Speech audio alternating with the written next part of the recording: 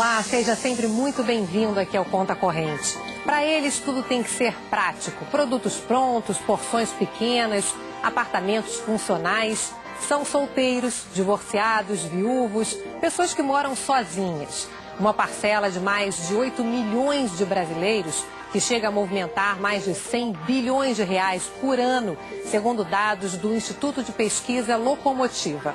Uma fatia importante da economia brasileira. E por isso, o comércio e a indústria, que buscam um impulso para sair do fundo do poço, começaram a se reinventar para atender esse tipo de consumidor. No Conta Corrente de hoje, você vai conhecer a história de um empreendedor que apostou em apartamentos cada vez menores, voltados a esse público. Quais as estratégias criadas para driblar a queda nas vendas dos imóveis? E o que ele fez para atrair esse consumidor e aumentar os lucros? E ainda, quando é que você vai começar a sentir a melhora da economia, da inflação, do crédito, das oportunidades de emprego? Seja muito bem-vindo ao nosso Conta Corrente Casual.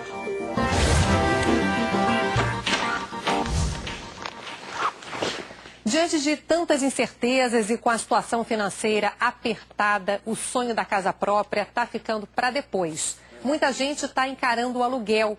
E aluguel pode ser até um bom negócio, viu? Porque os preços estão ficando mais baratos. É o que mostra um índice, o FIPZAP, um levantamento que calcula o preço médio anunciado para novos contratos de aluguel.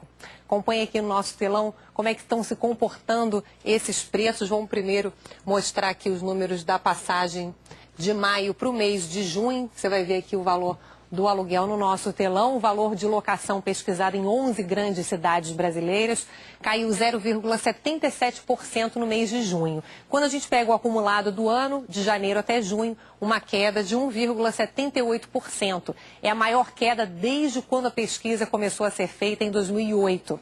E nos últimos 12 meses, ou seja, de um ano para cá, os aluguéis novos tiveram uma queda forte, olha só, de mais de 5%.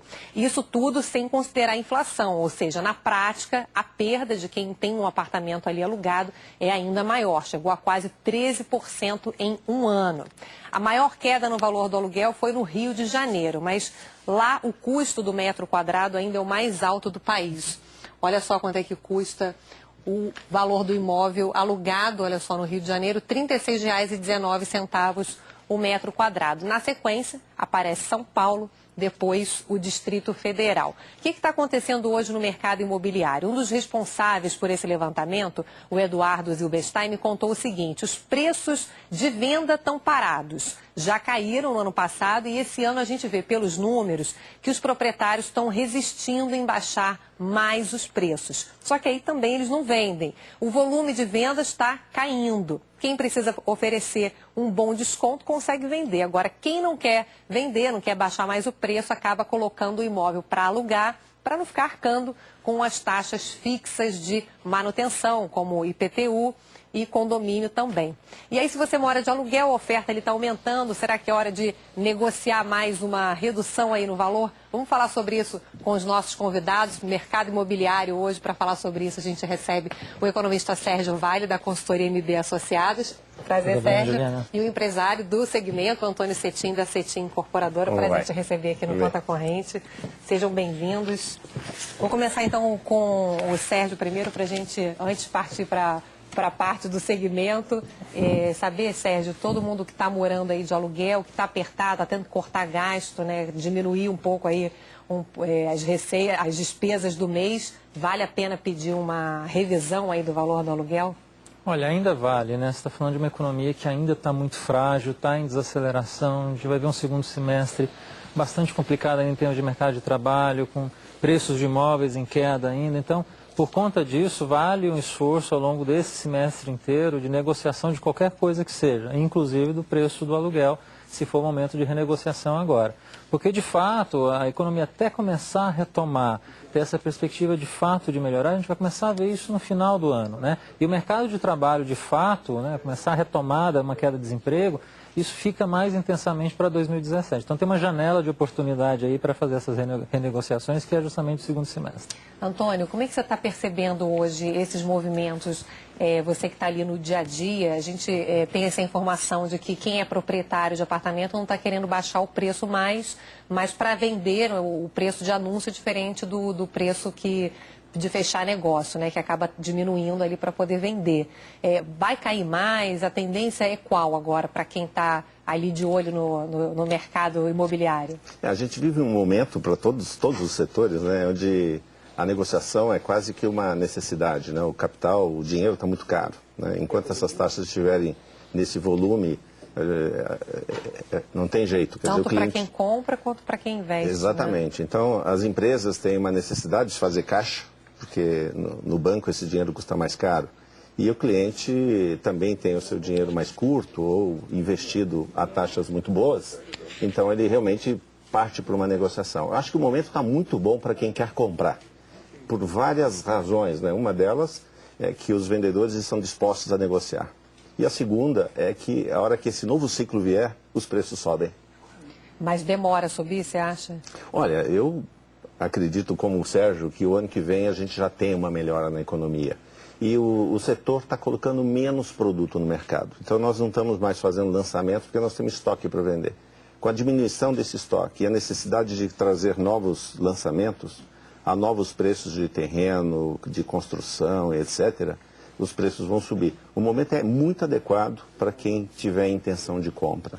Bom, e o clima de incertezas aí que já é pesado na economia mundial pode aumentar ainda mais depois do atentado em Nice na França e na tentativa de golpe na Turquia. Isso tudo acaba mexendo com as expectativas aqui no Brasil, também na nossa economia. Claro, a saída do Reino Unido da União Europeia provocou uma turbulência, uma incerteza. Se tem uma crise também nos bancos italianos, um crescimento menor na Europa, nos Estados Unidos, na China e os impactos desse movimento todo lá de fora aqui no Brasil. E existe um medo de conflitos numa região ali estratégica, ali na Turquia, entre a Europa e a Ásia, os efeitos disso tudo no mundo. Então, os mercados podem abrir a segunda-feira de mau humor. Por enquanto, o Brasil tem sido beneficiado pelo desempenho fraco da economia mundial. Muitos investidores estão vindo para cá em busca de rentabilidade. Aqui você sabe bem que os juros, como a gente estava contando aqui, são sempre os mais altos do mundo.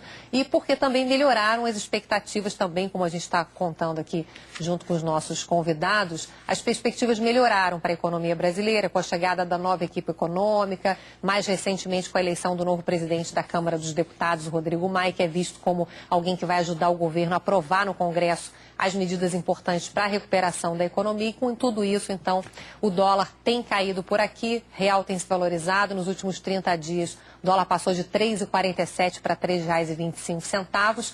E na sexta-feira, a moeda americana também caiu, queda de 0,15%, marcando a quarta queda. CEL fechou valendo R$ 3,25. Dólar turismo, que se você precisa comprar para viajar, você encontra em torno dos R$ 3,40. E olha que o Banco Central entrou mais uma vez no mercado na sexta-feira comprando dólares. Isso reduz a circulação de dólar. Então, com isso, a moeda americana tende a subir, mas mesmo assim fechou em queda. Bolsa de Valores de São Paulo subiu também no último dia da semana pela oitava vez seguida, fechou em leve alta de 0,18%, acumulando uma valorização de pouco mais de 4,5% na semana. Então, depois de todas as informações, para a gente passar para o Sérgio justamente um pouco do que a gente tem no mundo e aqui no Brasil, a gente vê uma expectativa de que talvez o dólar possa se movimentar com essas incertezas mundiais. Aqui no Brasil, quais são as perspectivas diante desse mundo e a economia ainda parecendo que vai melhorar, mas ainda na incerteza, Sérgio. O que você tem para nos contar aí para frente? Pois é, impressionante, né? Como mudou rapidamente nos últimos meses a perspectiva em relação à economia brasileira, né? Se olhar 3, 4, 5 meses atrás, você olhava o cenário futuro, você via crescimento do endividamento, recessão até 2018, inflação que não cederia, taxa de juros que ficaria permanentemente elevada durante muito tempo. Então era um cenário de desastre completo. Em pouquíssimos meses, a gente tem um Brasil que está querendo fazer reformas e está conseguindo fazer isso, montou uma belíssima equipe econômica, está começando a ter recuperação na economia vista aí para o segundo semestre, especialmente em 2017, arrumando a casa enquanto o mundo está desarrumando a casa. De uma forma generalizada, a gente está vendo isso nos últimos meses e ainda tem coisas para acontecerem no segundo semestre na Itália, nos Estados Unidos. Então, é um Brasil que rapidamente se descolou em relação ao resto do mundo. Então, por conta disso, as forças que levam a taxa de câmbio a apreciar são muito maiores do que o Banco Central possa conseguir fazer. Então, ela pode cair mais ainda. Vai cair mais. Essa ideia de uma taxa de câmbio para 3, para a gente está muito claro que vai acontecer por conta dessas forças que você tem hoje. Um Brasil que está melhorando no meio de um mundo que está piorando. Né? Então, não tem jeito. O mercado aí não racionaliza nesse sentido. Vai para onde está melhor e agora o Brasil está melhor. O Antônio, esse dólar mais baixo é bom para a construção? Eu acho que ele mostra, de certa forma, que o imóvel é um investimento mais estável, né? Bolsa, dólar, com a sua instabilidade natural, eu diria que exige um coração um pouco mais forte. Agora, o dólar contribui sempre para que os preços se acalmem e reduzem, porque na construção civil nós temos muitos itens que são praticamente dolarizados, como alumínio, tintas, vidro e alguns outros insumos, né? Então, é uma boa notícia, eu diria, que para o setor, sim. É bom para o bolso, né, de todo mundo, né? O dólar mais barato reduz o custo de todo mundo, a inflação ainda alta aí no seu bolso. E um segmento onde a recuperação parece mais firme, ainda não parou de demitir. A indústria aqui de São Paulo, que concentra o maior parque industrial do país, cortou quase 60 mil vagas no primeiro semestre. É o que mostra o levantamento que foi feito pela Federação das Indústrias do Estado de São Paulo, a Fiesp. A indústria paulista terminou o primeiro semestre com 57.500 vagas de trabalho a menos, segundo a Fiesp. Só em junho foram cortados mais de 16 mil empregos. Entre os 22 setores analisados, o de máquinas e equipamentos, o de artigos do vestuário e acessórios e o de couro e calçados foram os que mais demitiram em junho. No mês passado, só 2 setores abriram mais vagas do que fecharam, entre eles o de produtos farmacêuticos e o de informática, que fechou o mês com saldo positivo de pouco mais de 1.200 vagas. Pois é, a indústria está melhor do que outros segmentos, do que o comércio, o setor de serviços. É o setor que não divulga resultados negativos já há 3 meses. Então, isso sinaliza com mais força que o setor industrial pode estar realmente saindo do fundo do poço, começando o processo de recuperação, ainda que em marcha lenta. Então, por conta disso, a Fiesp acredita que esse ano as demissões vão ser menores do que no ano passado. Em 2015 foram fechadas 235.500 vagas e a federação prevê o fechamento de 165 mil vagas esse ano. A economia, ela para de piorar, mas os empregos demoram mais também a parar de piorar. Qual é o fundo do poço do mercado de trabalho, Sérgio? É isso mesmo, Ju. Assim, a última coisa que vai melhorar numa economia que está em recessão durante tanto tempo é o mercado de trabalho, né? Até a indústria se reorganizar, tiver confiança, voltar a investir, que pensar em aumentar a planta, em recontratar, é só quando ela tiver, de fato, uma segurança maior que o crescimento vai vir para ficar. Primeiro né? Vem hora extra. Tem hora extra, você vai usando a capacidade instalada que estava lá ociosa ao longo dos próximos meses, a gente vai ver isso acontecer. Aí, no último momento, a gente contrata, né? Então, a gente deve ver uma queda na taxa de desemprego, uma melhora no segmento no final do ano, lentamente começando a acontecer, e uma recuperação mais intensa em 2017. Então, você tem uma taxa de desemprego hoje que está em 2 dígitos, né, em torno de 11%, vai chegar a 13% ainda a nossa estimativa esse semestre, mas dá para chegar em 1 dígito já no ano que vem. Então, uma taxa que fica abaixo de 10 em 2017, eu acho que é perfeitamente previsível nesse momento. Caminhando em direção à luz. Caminhando em direção à luz. Está chegando. Está chegando. Antônio, como é que está a questão do emprego na construção? O setor da construção tem demitido há um bom tempo, continua demitindo. E, como bem frisou o Sérgio, assim que voltarmos com lançamentos e tal, assim que o mercado melhorar, quer dizer, até que a gente comece a gerar novos empregos, há um delay. Isso em quanto tempo, você acha? Eu acho que a economia melhorando, começo do próximo ano, eu acho que anima para os lançamentos, mas que vão gerar emprego mais para o final do ano que vem, da metade para o final do ano que vem. Então, há realmente esse delay, quer dizer, ainda piora um pouco o emprego, para depois melhorar. Tem uma frase que eu ouvi do economista Luiz Otávio Leal, eu queria te passar como empresário, que me chamou a atenção, que ele fala que estamos andando sobre uma camada de gelo fino que separa o tempo econômico do tempo político. Então, qualquer descompasso relevante entre os dois colocaria a economia brasileira literalmente numa fria. Como se trabalha no Brasil, como ser empresário numa situação como essa? É realmente complicado, né? Planejar, né, no Brasil é bastante difícil. E o meu setor em especial, quando a gente planeja fazer um empreendimento, faz, vende, entrega, etc., pode levar de 5 a 10 anos. Então nós temos 2, 3 governos federais, 2, 3 planos. E você já passou por um monte, né? Sim, muitos, né? Tem dia que você acorda bilionário e tem dia que você dorme achando que vai quebrar. Então, você tem que estar sempre olhando para frente e para o retrovisor, sempre com caixa para 1, 2 anos de crise. Quer dizer, esse caixa que poderia estar gerando novos investimentos, novos empregos, novos impostos, na verdade você acaba tendo que tê-lo como um seguro. É assim, né? que se trabalha no Brasil. É assim, né? que se trabalha no Brasil para se continuar vivo. Eu queria que você contasse mais a sua história também como exemplo para você que é empreendedor, que quer aprender um pouco de estratégia aí de negócio. Vamos contar um pouco sobre essa história que ele acabou segmentando o negócio para uma pessoa, né? Existem mais de 8 milhões de brasileiros que moram sozinhos. O número é maior que a população inteira de países como a Suíça ou a Áustria, por exemplo, segundo uma pesquisa do Instituto Locomotiva. E é uma fatia importante da economia brasileira e por isso tem muitas empresas de olho nesse enorme mercado. Olha só. O Jefferson tem 29 anos. Há 4 meses, decidiu dar o grito de independência e saiu da casa dos pais. Montou apartamento e estava cheio de planos. Jurou que ia limpar tudo sozinho, mas logo viu que não dava conta. Fui pesquisar, né, na internet uma empresa que fosse confiável, né, até porque deixar uma pessoa que você não conhece entrar na sua casa, né, e ter acesso a tudo é muito complicado hoje em dia. Pessoas como Jefferson, que moram sozinhas, são um dos públicos-alvo da empresa que conecta os clientes a diaristas. Essas pessoas que têm solicitado, hoje a gente percebe que realmente corresponde a 50% das pessoas que moram sozinhas, né? Então, que buscam a praticidade, né, do dia a dia. A Luísa que o diga. Tem muita gente nesse perfil solteiro, mora sozinho, num apartamento menor? Muito.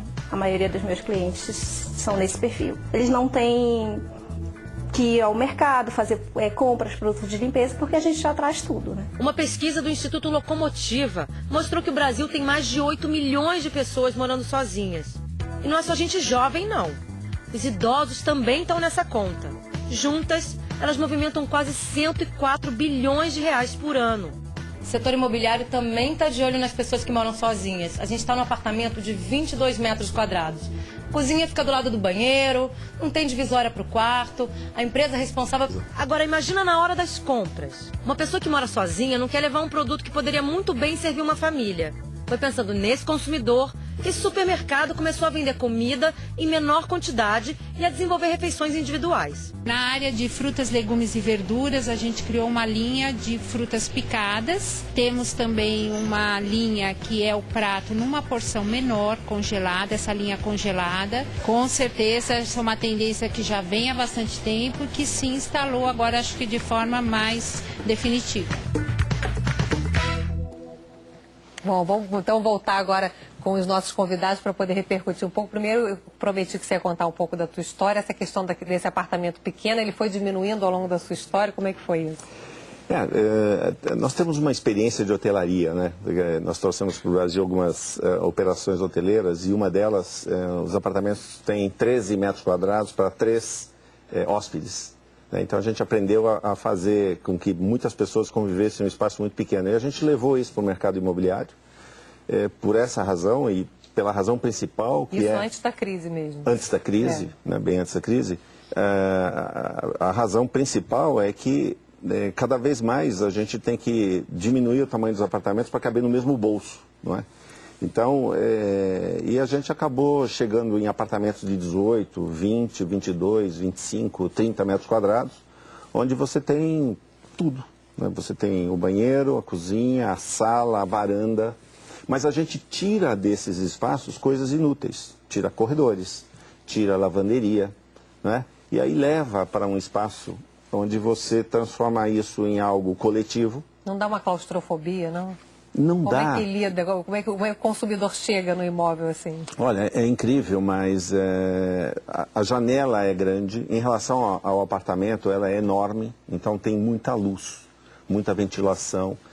E, evidentemente, que você tem que levar isso para um lugar onde você consiga vender, não 20 metros quadrados, você consegue vender conforto, né? Então, Tem que ser lindo, né? Eu digo às vezes para meus clientes, olha, você está comprando um painel de Portinari ali do outro lado da rua, que você vê da tua janela, o melhor sanduíche de São Paulo ali, ao lado. Tem que ser tudo muito bem pensado. A melhor biblioteca de São Paulo aqui na sua frente, não é? Uma das melhores boates, quer dizer, metrô a poucos metros. Tem que ser um conjunto de coisas, porque senão realmente dá aquela sensação de apertamento, né? Tá certo. A gente vai fazer o intervalo rapidinho. Na volta vamos continuar essa conversa aqui com o Sérgio Vale e o Antônio Cetim. Você vai saber os principais desejos de consumo de quem mora sozinho. Conta corrente já está voltando.